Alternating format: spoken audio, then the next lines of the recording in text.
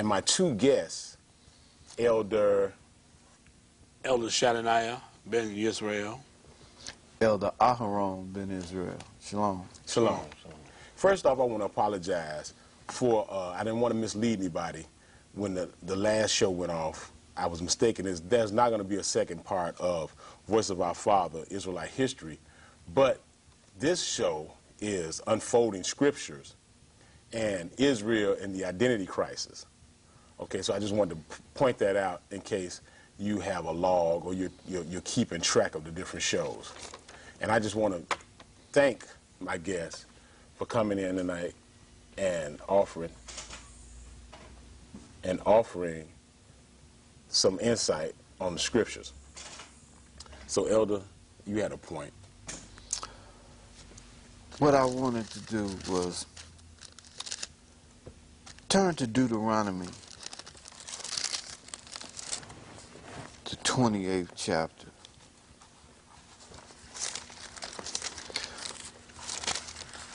The identity crisis of our people is that they don't know who they are. Mm-hmm. And in not knowing who you are, you tend to gravitate to things that don't pertain to you in any shape, form, or fashion. Mm-hmm. You follow things, you grasp for straws. Mm-hmm. But I want to read something here. Mm-hmm.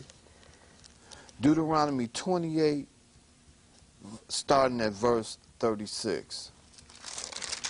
Now, we know that the Father made a covenant with Israel. Okay.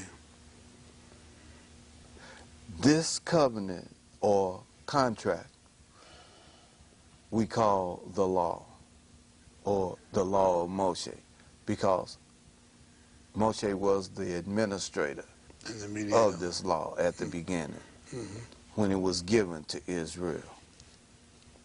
Now, a contract has certain rules and regulations or certain stipulations. And here, Deuteronomy 28 is called the blessings and the curses. So we want to read one of the curses. Deuteronomy 28:36. It says, this is if you break or disobey what the Father wants you to do. It says, Yahweh will bring you and the king whom you set over you to a nation which neither you nor your fathers have known. And there you will serve other gods, wood and stone. And you shall become an astonishment, a proverb, and a byword among all the nations where Yahweh drives you. Now, we know what a byword is. That's anything anybody wants to call you, or anything that you want to call yourself, except what you really are. Absolutely. Also, let's go down to 45, because this is important, very important to listen to this. It says, moreover, all these curses shall come upon you and pursue you and overtake you until you are destroyed, because you did not obey the voice of Yahweh your El, to keep his commandments and his statutes which he commanded you. And they shall be upon you for a sign and a wonder, and on your descendants forever. Huh? On your descendants forever. Because we are the descendants of these people that are called the children of Israel. How do I know? Because these signs are upon us. Huh? Absolutely. But people want to argue with that. Huh? But let's go back. What it say? An astonishment. People wonder who you are. Oh, you come from Africa. Where now? There's 55 countries in Africa. Where you come from? Right. You going back? Where you going? Who you going to? You go to Nigeria, they don't know you. Huh? And you know what? That's very interesting. That a lot of our people, most of our people, in fact, have never really thought about this fact.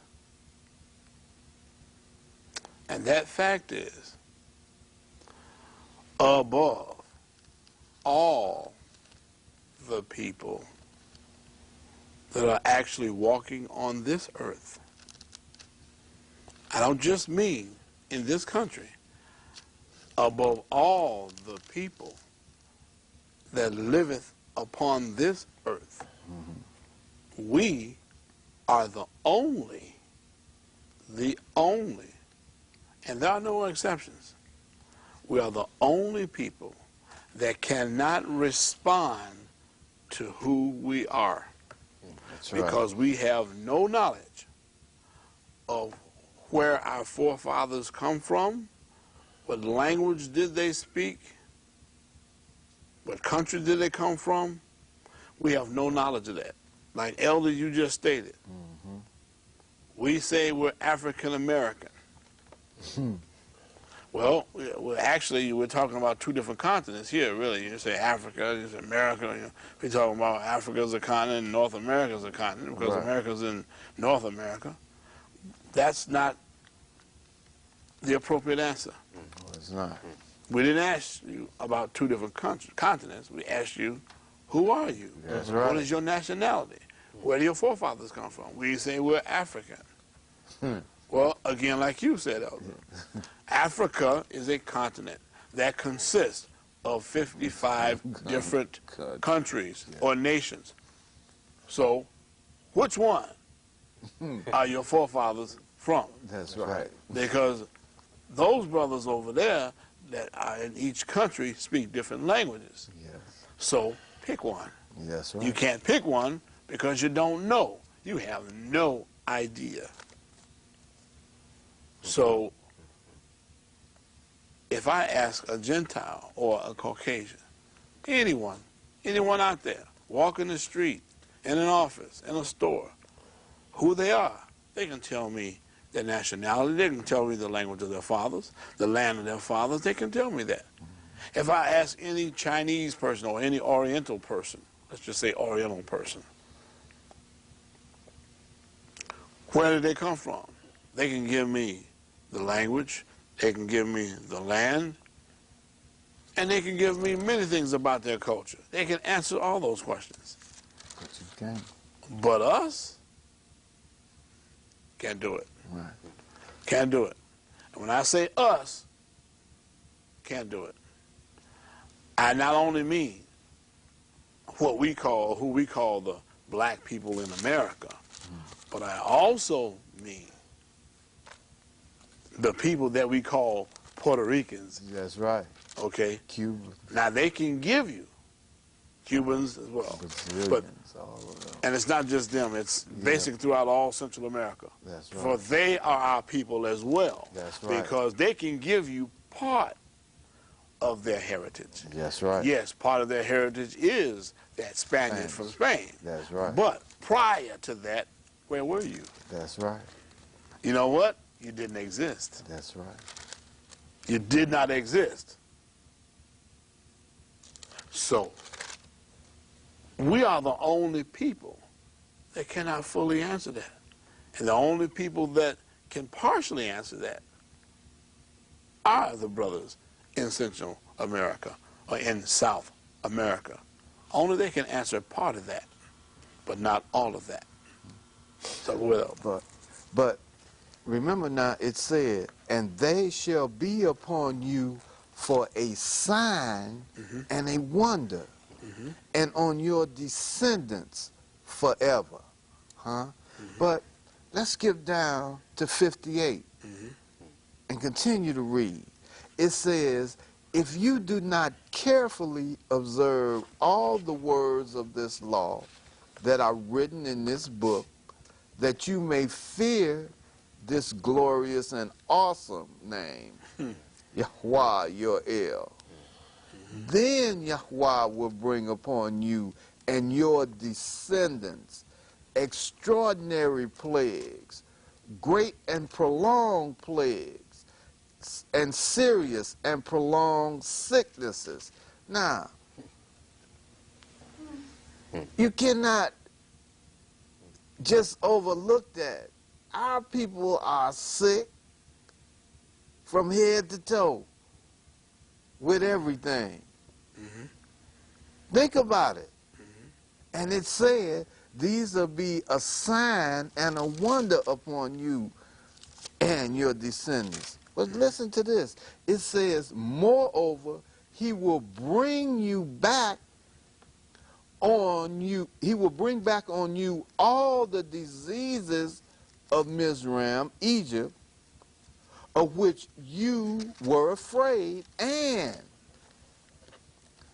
they shall cling to you. And also every sickness and every plague which is not written in this book of the law will Yahweh bring upon you until you are destroyed. You shall be left few in number, whereas you were as the stars of heaven in multitude. Didn't he tell Abraham he was going to make his descendants like the stars of heaven? But this particular part that held on to this contract, the Father cut us down. Huh?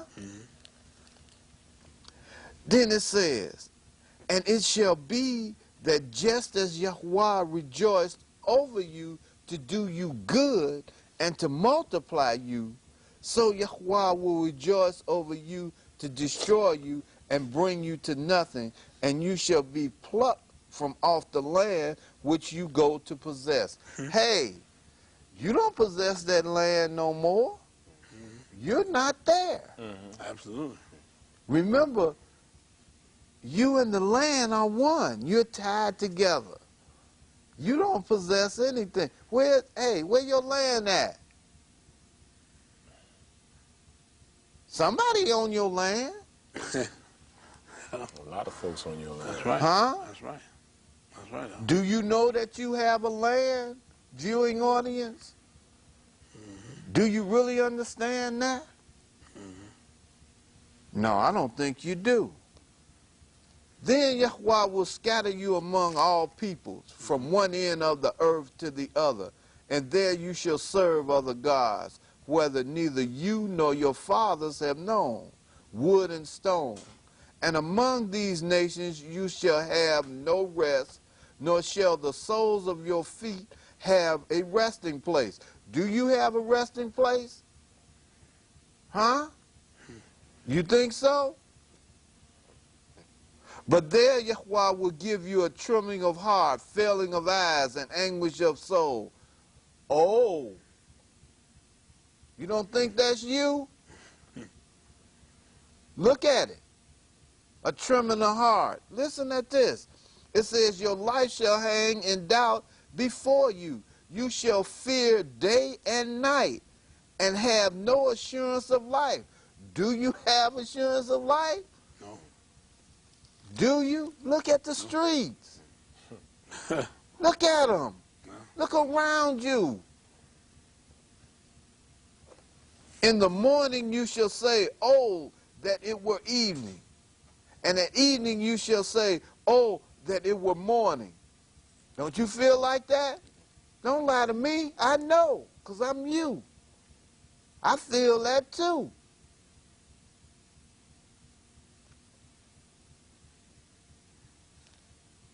Oh, that it were morning, because of the fear which terrifies your heart. Didn't the Father say he was going to give you a trembling of heart? That's right. That's right. And remember, these are the signs on you. Nobody else got this but you. Absolutely. Absolutely. And because of the sight which your eyes see, and Yahweh will take you back to Mizraim or Egypt in ships, by way of which I said to you, you shall never see it again. And there you shall be offered for sale to your enemies as male and female slaves, but no one will buy you. Tell me if that does not fit you and your ancestors. You are the descendants, and the sign is on you. You the tail, not the head. Absolutely. You have to borrow from everybody. You can't lend nobody nothing. Absolutely. You got nothing. You own nothing. You produce nothing. You are a consumer. And everything hinges off of you. Your community is ran dry. Your community is desolate. Who working in your community? You're not.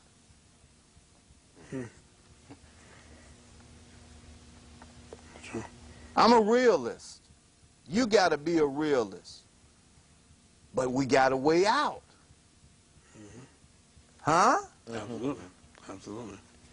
Absolutely. But you don't want to take that way out. You want a rebellion. You want to pick up a gun. You want to go and fight when the fight is not yours. That's right. Absolutely. Huh?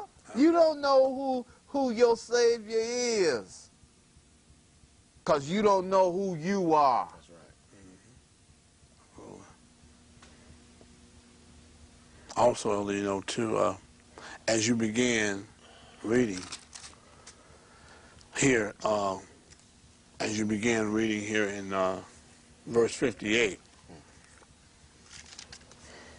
Yah says to us, Yeah. and said to our forefathers here, he said, if you do not carefully observe all the words of this law that are written in this book, he says, that you may fear this glorious and awesome name, Hey.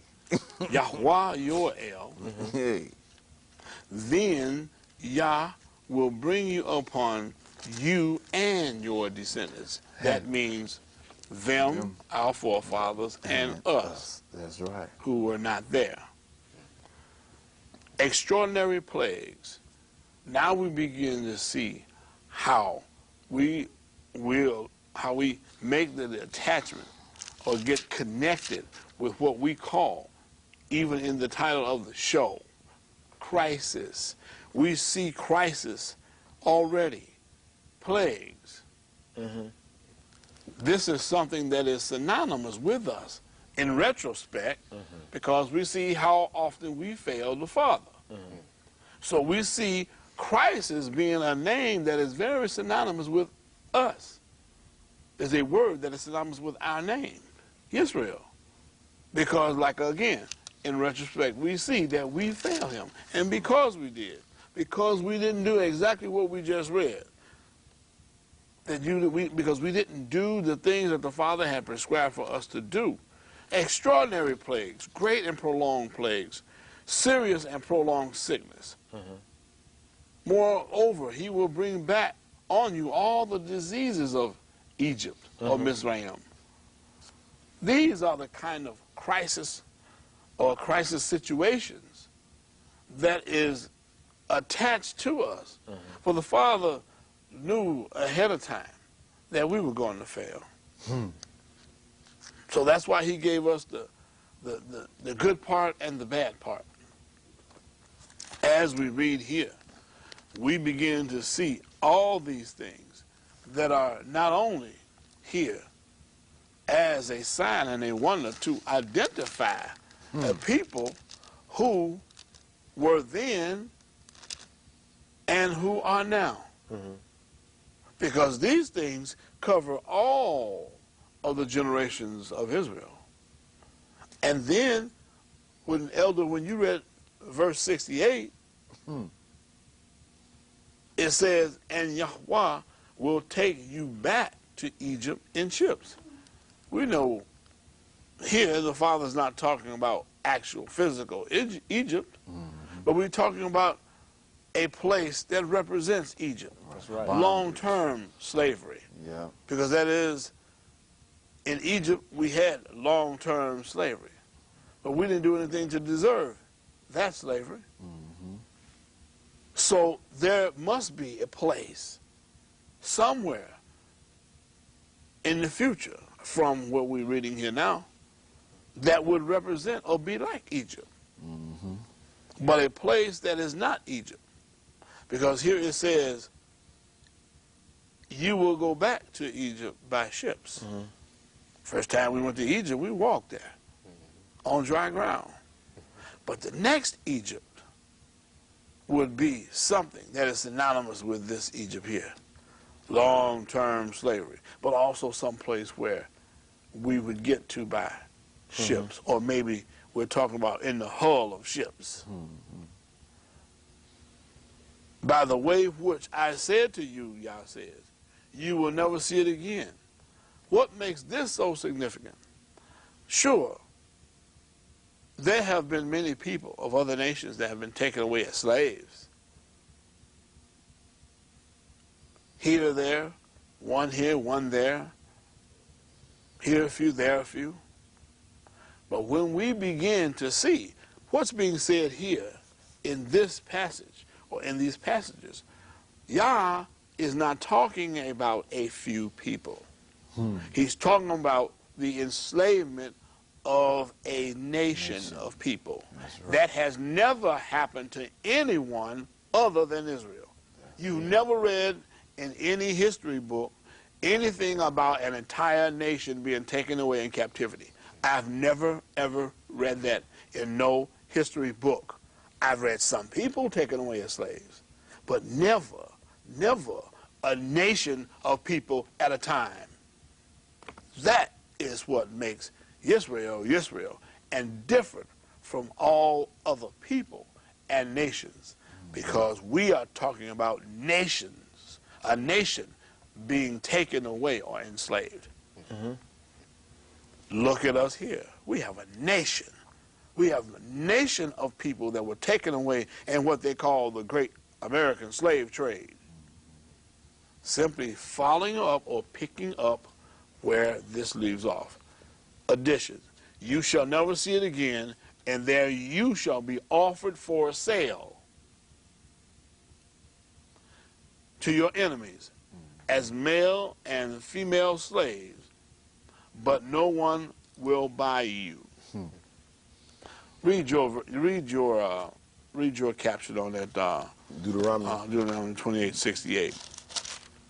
I believe that it says something a little different in a lot of Bibles. It says, "And there you shall be offered for sale to your enemies as male and female slaves." What does yours say? Mine says, we when we started 68. Yeah, Read all of 68. Right. And Yahweh shall bring thee into Mitzrayim, or Egypt, again with ships. By the way wherefore I spoke unto thee, thou shalt see it no more again. And there ye shall be sold unto your enemies. Stop. Now, the reason why I had you read that is because, so the viewing audience will understand that if you say in the reading of your book, your Bible, it says, we shall be what? Sold. Right. That means that there was a transaction. Yes. Am I right, Elder? That's correct. That means that there was a transaction. Yes. If I read what I say here in this Bible, it says, and there you shall be offered for sale.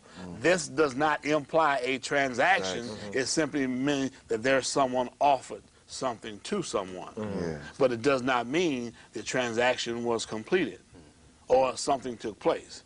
This is what it initially said. And I said all of that to explain what I'm about to say. It says, you shall be what? Sold as what?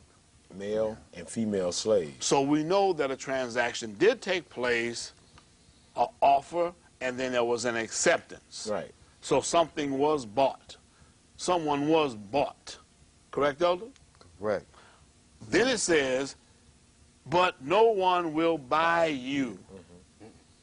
No one will buy you. And it says B-U-Y, buy you. We know that if it says in your Bible, does it not say that in your Bible? Buy you.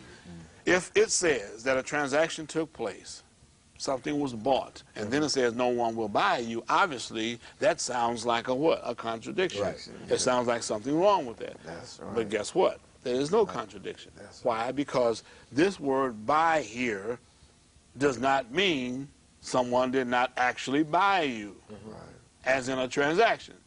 This word here, buy, reflects the fact that no one, and Yah is saying here, that when you are bought as slave, taken away, sold as slaves, and bought, no one will lend a hand to help you or to assist you. Or save you. Or save you, absolutely. Did That is nobody correct. come over And on no this ship? one lended, no one could prevent what happened to us in the slave trade. No. No one saved us. Nah.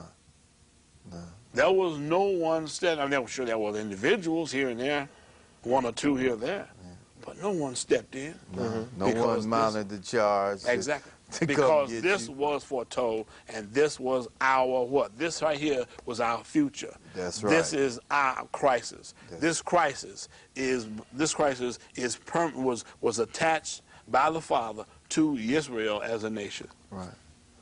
Something we had to deal with. Then that means you shouldn't get paid then. Right? I mean, no, it sounds like a joke, but it's not. Because, so what you're saying is that we do wrong, we break the Father's word,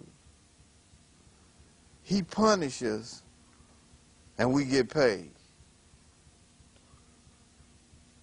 Huh? But we really do get paid now, but by the Father. Yah has always said that He was what? Our reward. Right. And He said what? If you do what? If you confess and accept your guilt. Ask for forgiveness for you and your forefathers and accept your guilt. Do me going to somebody telling them to pay me, do that sound like me accepting my guilt? No. This is a serious thing. People make light of it, but this is serious. I'm not going to try to bind the Father's hand. And you know something else, Elder? If you really look at what you just stated, if you examine that closely, in making the statement, if we confess the sins of ourselves, Right. and the sins of our forefathers, now what's special about that? Because that's not typical. That's not normal, because our forefathers have gone. Yeah. So this seems to be a special case. Sure. We're confessing the sins of us and the sins of our forefathers, Yeah. because usually when we look at confessions, and so to speak, and making atonements and things like that, those things usually are important to the living. Yes. And we can't do anything to help another brother who has been gone 100 years ago or 200 years. What can we do for him? Or what significance does that have with us in respect as far as atonement is concerned? But in this case, apparently it does. Yes, it because the does. Father says, if you, That's in other right. words, there's value to making confessions for someone who's deceased already. That's right. There's value in it, because ordinarily there is none. Yeah. Because he's had his life gone. What does your life have to do with his? Nothing. Right. especially when you're talking about making an atonement. But in this case, obviously it is. Right. There's value in giving or making a confession for someone who lived hundreds of years ago. Yeah. That sounds like a special case. But then again, Israel was a special case. Yes. That's right. And you're here because of what they did. Absolutely. And your continuation is because of what you're doing.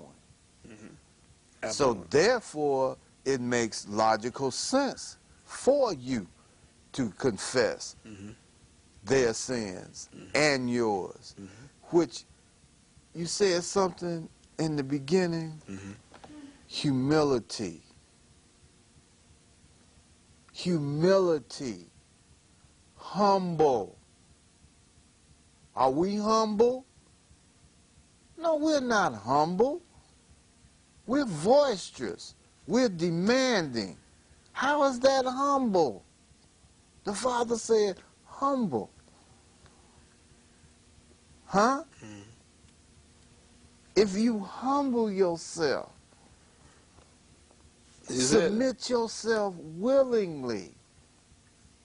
That's what this is about. That goes a long way. But Elder, what about those who understand that or believe that, or of the understanding that slavery was about a black and white issue, or slavery was a black and white issue? If slavery was a black and white issue, then slavery was not something that we can sit here now and say that this is an Israelite crisis, or this is our crisis, or a part of our crisis. But was it a black and white issue? No, it was not. no, it wasn't. Absolutely. But we think that it was. Slavery had nothing to do with black and white. It had everything to do with Yah and Israel. That's Business, contract, That's breaking of a contract, prophecy. Had nothing to do with black and white. Absolutely not. This didn't happen because we're black. No. But we think that. Yes. You know, again, you know, when I see the world today, I see in this society, you know, how we always say, we're the first ones to be fired and the last to be hired. Right. That's a crisis. Yes. That's something that befell us because we are who we are. That's it. Not a black and white issue again. No. No. It's because of who we are and where we are. Yes. It's a result of us being here. Yes. It's an issue between Yah and Israel. That's It's it. our business. Well, so we have established that there is a breach in contract, Yes. and our forefathers breached their contract. Okay. That's correct. So let's read where it all started in Exodus. Well, let's go back and read. Exodus Exodus 24 Yep. 24. and 1. That's it. 4-1. Okay. That's where it is. So now that Got we've it. established that it's not black and white, it was between us and the Father, Right. and That's a it. contract that had been breached. Because, and one thing too, if it was a black and white issue, then it would be a black and white crisis, Yep. so to speak. If it's a black and white crisis, that means that all the other people of the world, even those who are not Israel, That's right. then it would then be also their crisis as well. But it's, But it's not. It is somewhat isolated Absolutely. and pointed toward a certain people. But that's the misunderstanding Absolutely. that we have Right. because we know not who we are. That's right. Absolutely. Okay. Exodus 24 and 1. And he said unto Moshe, come up unto Yahweh, thou and Aharon, Nadab, and Abihu, and 70 of the elders of Israel, and worship afar off. and Moshe alone shall come near Yahweh. But they shall not come near, neither shall the people go up with him. And Moshe came and told the people all the words of Yahweh, and all the ordinances, and all the people answered with one voice and said, all the words which Yahweh have said we will do. You said. And Moshe wrote all the words of Yahweh and rose up early in the morning and built an altar under the hill and 12 pillars according to the 12 tribes of Israel.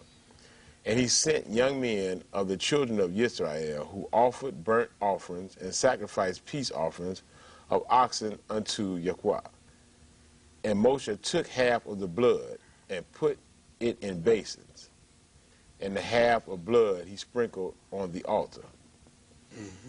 And he took the book of the covenant and read in the hearing of the people. This is deep stuff. That's this right. is some stuff right here. That's right. That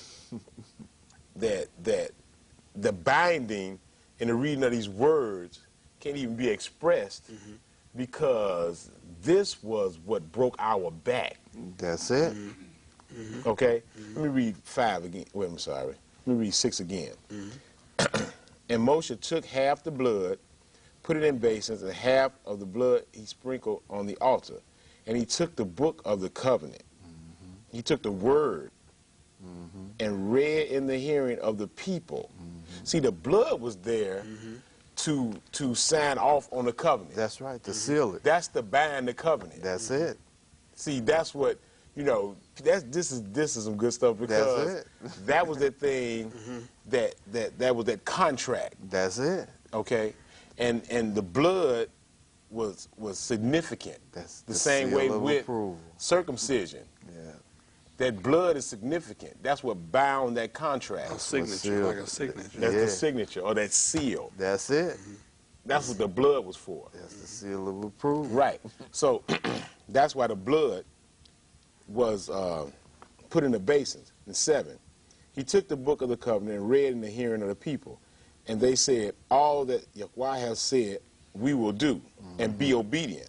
That's and right. they lied. That's, hey, That's it. that's okay? it. Which was a lie Yeah.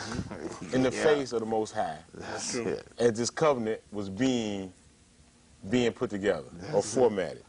8, and Moshe took the blood and sprinkled it on the people and said, behold, the blood of the covenant which Yahweh have made with you concerning all these words. That's it. Bound together. And that blood being the life force or representing the life force. Yeah. Okay? And given to a people that maybe at that time they had good intention. No, they didn't. But We know they didn't. at the same time,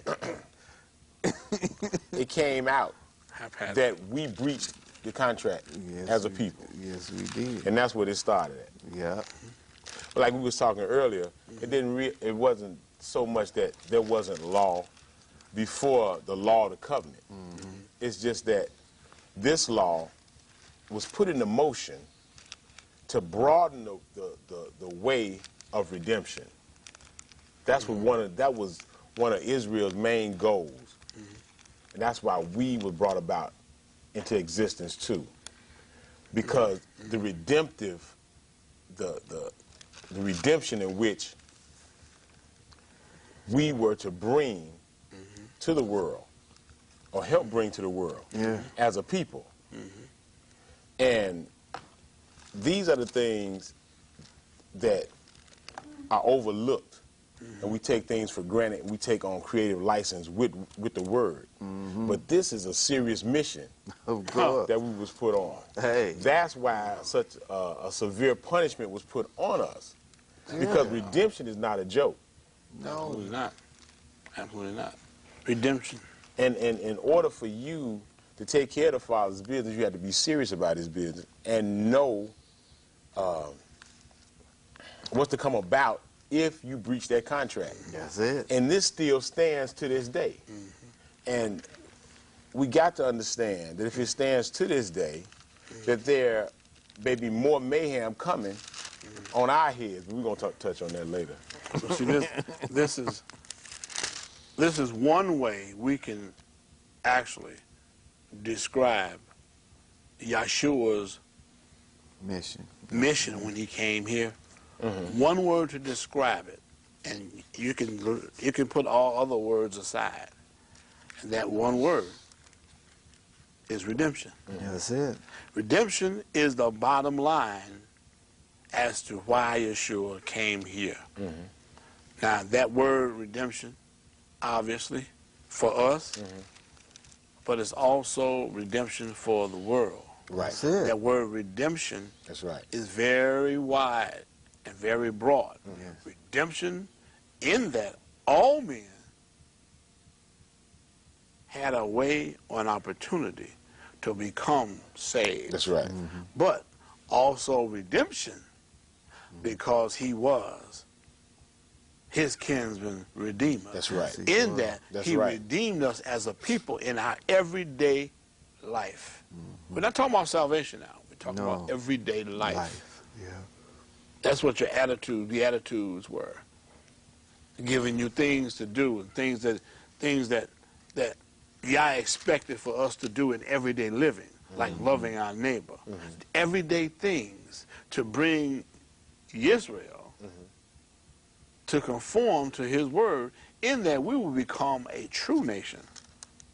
A nation that you have people who actually cared about one another and doing the right thing from day to day, on a day-to-day basis or day-by-day basis. Because Israel have always been in some form of crisis. Absolutely. And Israel has always been, pretty much have always been rebellious. Right. So the Father tried to get us. Yeshua said, I come what? I didn't come to I didn't even come. Yeshua said he didn't even come to everyone in Israel. He came on but only to the lost sheep of Israel. Because he wanted Israel to get their act together. Redemption. He wanted the world to get their act together. Salvation, which is redemption. That's right. So it's redemption no matter how you look at it. That's right. So it is serious. But we were the vehicle in which to help bring and usher in that redemption. Absolutely. Because that's why this it was serious business. Absolutely. It's still serious business. Absolutely. And we are still breaching contract. Absolutely. Of course. As a people. That's true. But that's because we know not about ourselves. That's right. And we do not want to know about ourselves. When we went into the land to occupy it the first time, the Father told us, he said, do not inquire about how these people serve their God. But he said something before that. He said, don't think that I brought you into this land because of your righteousness. Understand, the Father understood that we were not righteous in the beginning. He said it was for the wickedness of the people of this land that I give it to you. Not for your righteousness, because you are stiff-necked people. And we are we're the offspring of those same stiff-necked, rebellious people. And we act like it because we don't want to know who we are. We want to serve what's here. Absolutely. We don't want to know about the Father. We want to know about everything else but the Father. Again, Elder, you know, a lot of people may not agree with this because they don't understand this. And what I'm about to say is, if we do not understand and do not know who we are, we cannot know, we will not know the proper way to serve the Father. That's because correct. we'll look at this law and we'll say that was for them, not knowing that you are them And when this law was established, the Father said, this law is for you who are here today, Israel, and those that are not here. That's right, Which that's meant right. he was talking about future. Future always. Future until all things be fulfilled. So he was talking about not just Israel at that present, because at that point in time, all of Israel was in the same place. That's right. So, for them and for those that were not there. So if we as a people now do not know who we are, we cannot know how to serve the Father properly. A lot of people may not understand that or even agree with that, but it's a fact. When you do get to the understanding of who you are and what you're supposed to be doing, and you take the word serious, then you'll understand that. Now, Elder, as you speak, it's just a word just in my head, and it's called fear. We don't have the fear of Yah. I'm going to read something. It says, thine own wickedness in Jeremiah chapter 2, verse 19. It says, thine own wickedness shall correct you, and your own backsliding shall reprove you. Know therefore and see that it is an evil thing, bitter, and that you have forsaken Yah, your mighty one, and that my fear, what does that word fear mean? To shrink oneself, humble, to dwell with, to assemble with, to hide oneself in, to make mention of, to think of, ponder on, to fear, to do, is not in you, says Yah Sabaoth. Now, in Exodus chapter 20, verse 18, after the people were given the law, Yah did something. After they were given the commandments of the Father, Yah said in verse 18 of Exodus, it says, when all the people witnessed the thunder and lightning, the sound of the trumpet and the mountain smoked, they were afraid and trembled and stood at a distance and said unto Moshe, you speak to us and we will listen. Do not let Yah speak to us or we will die. Moshe said to the people, do not be afraid. He said, for Yah has only come to test you, to put the fear, that reverence of him upon you, so that you do not sin. That's right.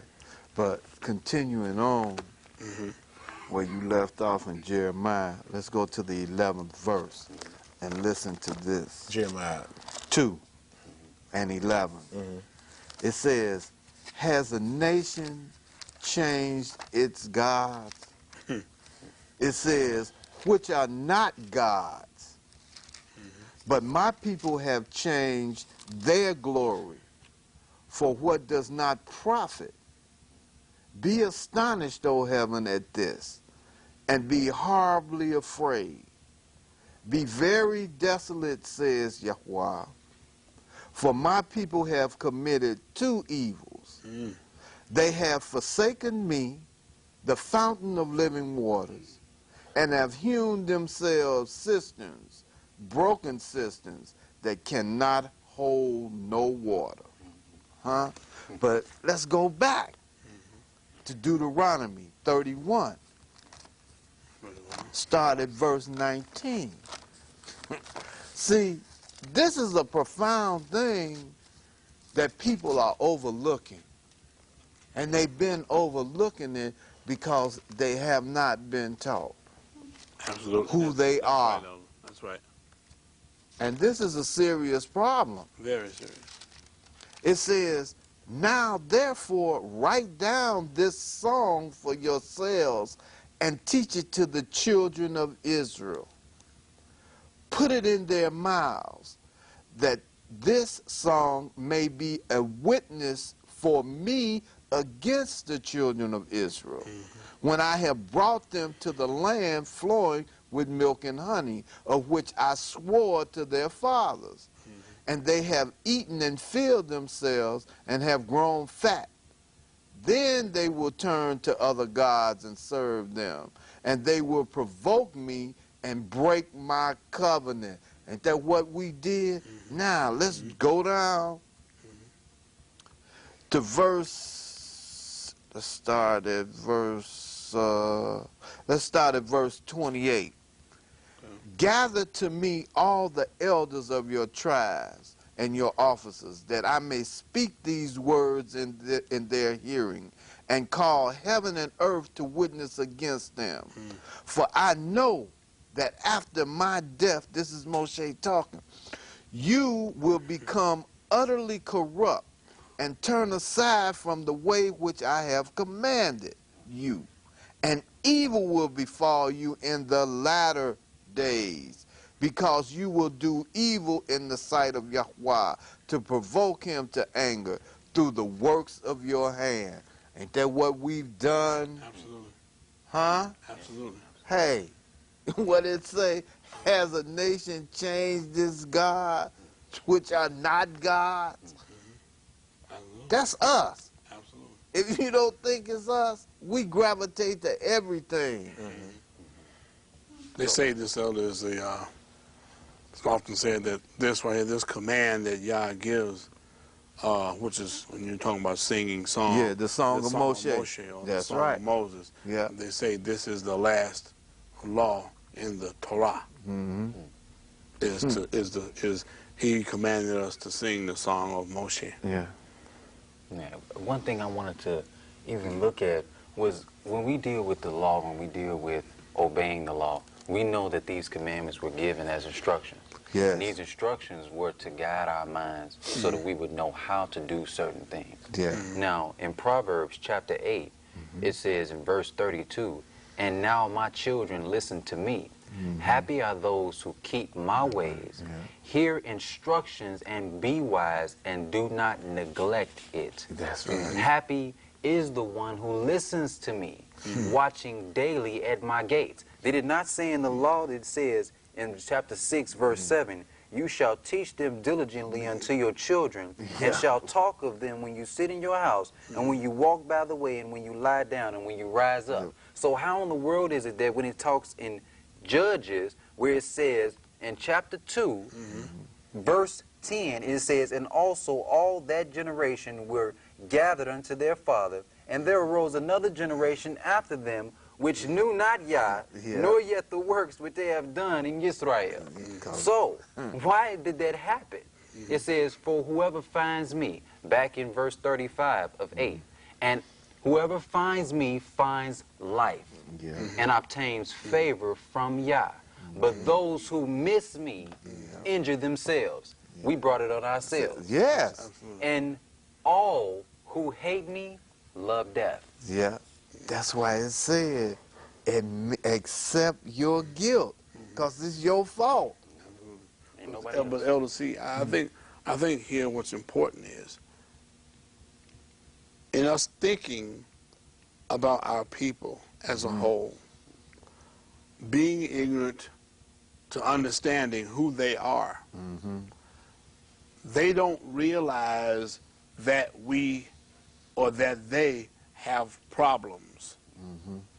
Or the problems that they do have, many of the problems that they have, they don't understand what they really are, because they don't understand who they are. Yeah. So they are in a crisis situation and don't realize that that crisis situation is applicable to them.